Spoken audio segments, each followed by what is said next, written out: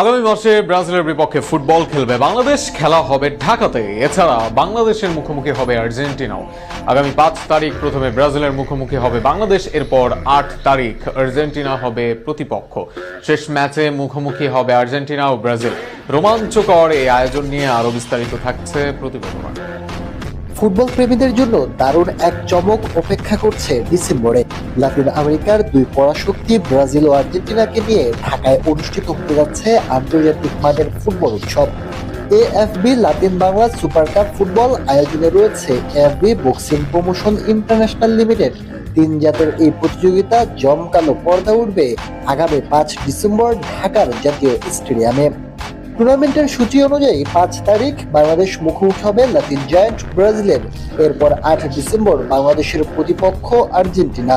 আর সবশেষ 11 ডিসেম্বর মাঠ কাঁপাতে একে অপরের বিপক্ষে নামবে